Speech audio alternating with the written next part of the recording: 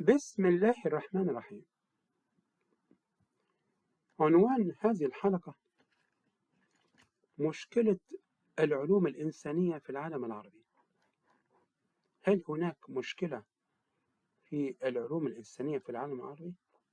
البعض يرى لا يوجد مشكلة.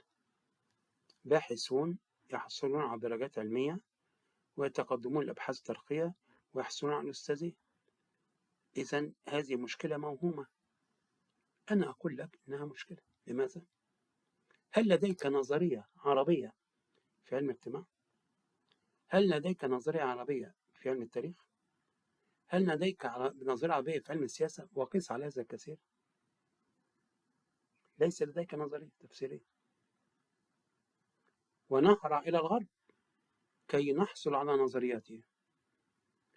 ومن يبحث في العالم العربي يتصور أن الغرب وصل إلى القمة، ويتصور أنه بالاستعانة بمراجع إنجليزية وفرنسية وألمانية وصل إلى القمة، ويسأل نفسه أو لا يسأل نفسه: هل الغرب سيستفيد من عمل هذا في تطوير أفكاره؟ أم أننا لازلنا في التبعية الاستعمارية الذهنية؟ هذا هو السؤال. هل بعد هذا نقول لا توجد أزمة؟ توجد أزمة. وسألت باحثين في مجالات مختلفة، يقول لا يا دكتور، هذه النظرية تحتاج إلى مجهود كبير وتضافر جهود وفريق عمل وميزانية وأشياء كثيرة للغاية. إذن فنحن لا زلنا في التبعية، ولا زلنا نتصور أن الخواجة يعرف أكثر، ونطلب من الخواجة أن يساعدنا بنظريات كي تفسر تاريخنا. هذه كارثة. منذ رحيل العبقري التونسي 1905 ونحن في حالة جدب. أين نظرية جديدة؟ لا توجد نظرية. على الرغم من أن العلماء المسلمين السابقين لديهم نظريات أو بوادر نظريات رائعة استفاد منها الغرب وطور نفسه، ولكن للأسف الشديد لا نملك شجاعة الاعتراف بأن كان لدينا إمكانية تنظير والآن لا ننظر. هذه مصيبة. والآن أنت أمام انفجار معرفي وتشظي العلوم والمعارف. هل بعد كل هذا لا نجد من يضع نظرية عربية؟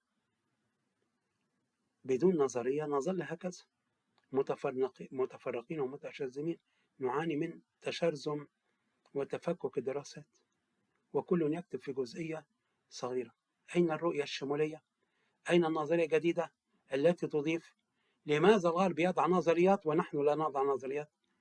أنت في العلوم السياسية الجغرافيا السياسية نظرية مهان السيادة البحرية، نظرية ماكندر وغير ذلك.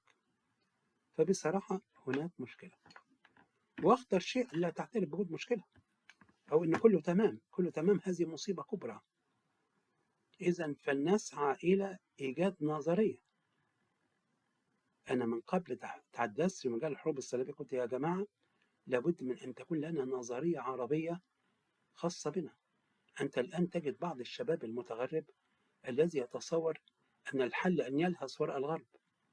متى يحترمنا الغرب؟ إذا كانت لنا رؤية خاصة بنا تعبر عن هويتنا.